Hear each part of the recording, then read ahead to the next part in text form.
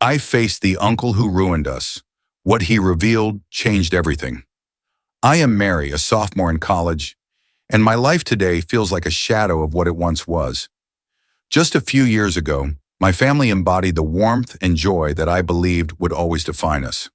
My father, a robust man with an infectious laugh, was the kind of dad who would spend hours in the garden teaching me and my younger brother Alex the names of all the flowers and how to take care of them. My mother, a gentle soul with eyes that seemed to hold kindness, made our small, cozy house a home with her loving touch and the heavenly smell of her cooking. Back then, the future seemed bright. Our little family was tight-knit, bound by love and shared dreams, especially after my parents managed to buy a hectare of land from my uncle, my mother's brother. That land was more than just soil and greenery. It represented a legacy, a future where our family could build and grow, both literally and metaphorically.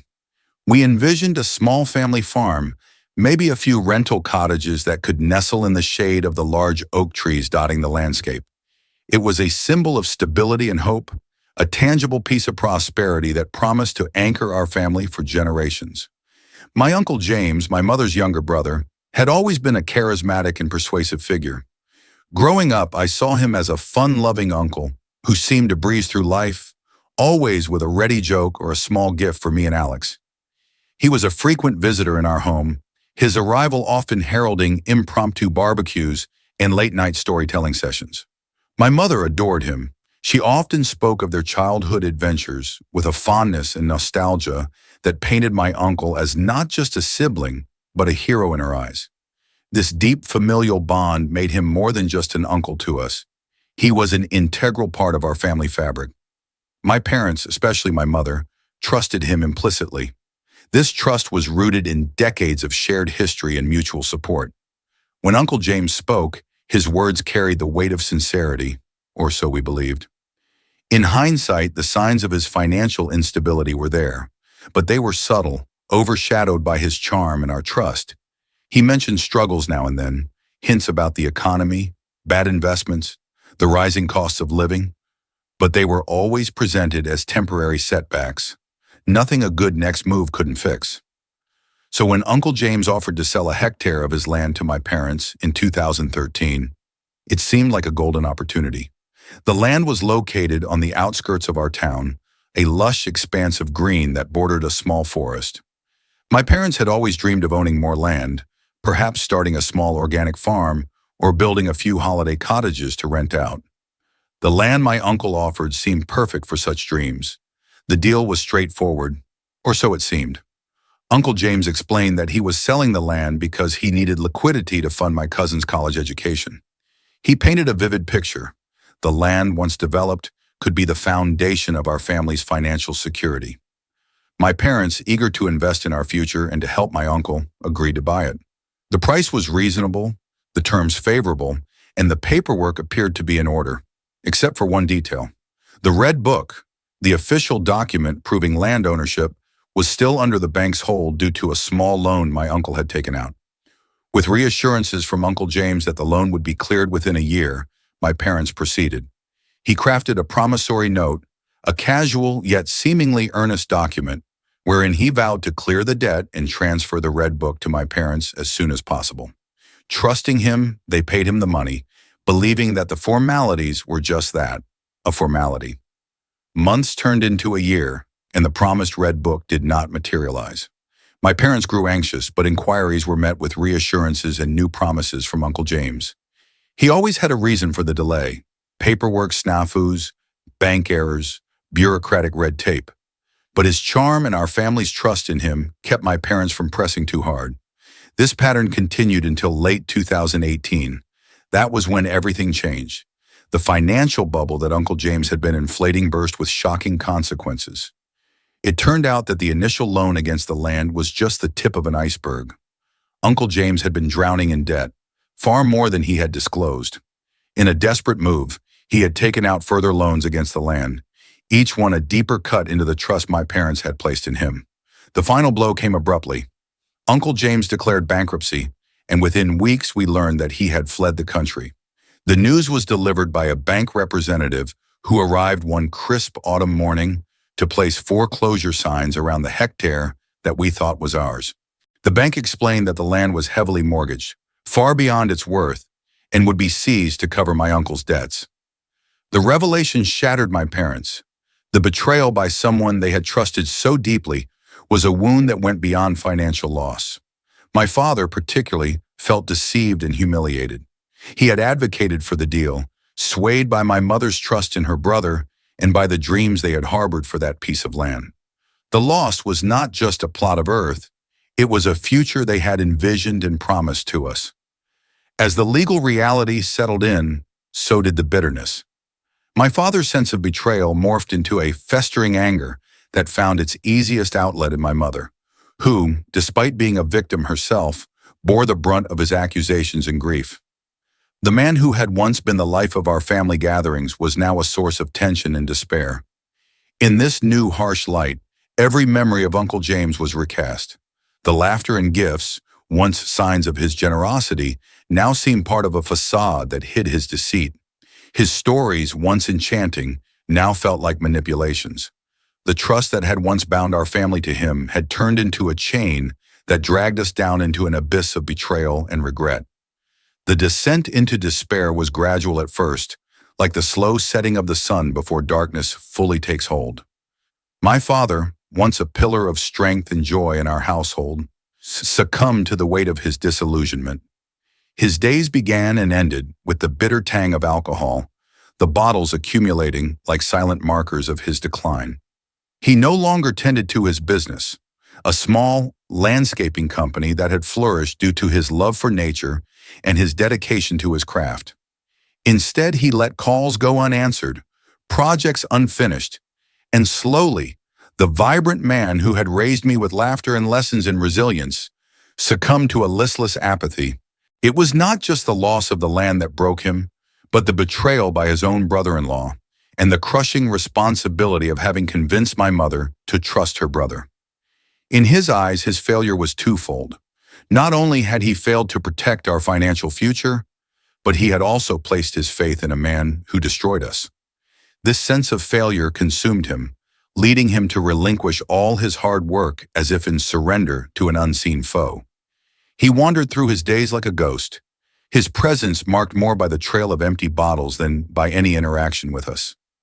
My mother bore the brunt of this transformation, the sharp edge of my father's tongue turned against her in his darkest moments. He accused her of complicity, of knowing her brother's intentions and yet leading us into ruin. His words were like daggers, slicing through the fabric of her self-worth. "Your family is a bunch of scammers," he would shout, the alcohol fueling his anger, turning it into a wildfire that consumed any remnants of peace within our home. Despite the onslaught, my mother's resilience was something to behold. She absorbed the blows with a kind of stoic grace, her eyes often wet with unshed tears, but her posture remained unbroken. She became the buffer between my father's wrath and the rest of us, especially for Alex, my younger brother, who was just entering his teenage years. Amidst our family's crisis, Alex's rebellion against the situation was fierce and protective. He could not bear to see our mother demeaned and insulted. His confrontations with our father began as verbal skirmishes, challenging the unfairness of his accusations, defending our mother's honor with a boldness that both scared and awed me. "Stop blaming Mom. She didn't do anything wrong," he would yell back, his young voice cracking under the strain of his emotions. These clashes often escalated until the house felt like a battlefield, the air so thick with tension it was hard to breathe. Witnessing these exchanges tore at me. I was caught in a relentless storm of emotions, anger at my uncle for his deceit, despair over my father's downfall, and a deep gnawing pain for my mother's suffering. Each evening, as I heard my father's slurred accusations and my brother's desperate defenses, I felt a part of my heart crumble. The helplessness was overwhelming. I was a spectator in my own life, watching the people I loved tear each other apart. My mother, amidst this chaos, tried to maintain some semblance of normalcy. She went about her daily routines, cooking meals that none of us had the heart to eat, cleaning a house that no longer felt like a home, and trying, always trying, to mediate between my father and brother. Her efforts were Herculean, and yet I could see the toll it took on her. The circles under her eyes grew darker each day, her smiles more forced and fleeting. She often pulled me aside, her hands clutching mine with a desperation that was hidden from the others. "Take care of your studies, Mary." "Don't worry about us," she would whisper, her voice trembling. But how could I not worry? How could I focus on college applications and exams when home was a place of war? The weight of her suffering became my constant companion. I lay awake at night, listening to the echoes of their arguments, and wondered how much more we could withstand. The fear of the phone ringing with news of something worse kept me on edge, a perpetual anxiety that gnawed at my concentration, my peace. In those moments when the house finally quieted down, I would find my mother in the living room, staring out the window. Sometimes I joined her, sitting in silence as we both lost ourselves in the world outside. It was during one of these silent vigils that she finally broke down and shared her deepest fears. "I'm scared, Mary," she confessed, her voice a whisper. "Scared that he'll never forgive me, scared of losing you and Alex to this hatred." Her admission shattered the last barriers I had put up to protect myself. I realized then that my role wasn't just to be a bystander. I needed to be her ally, Alex's support, and perhaps find a way to reach my father. But the path to healing seemed obscured by the thick fog of past mistakes and present pain.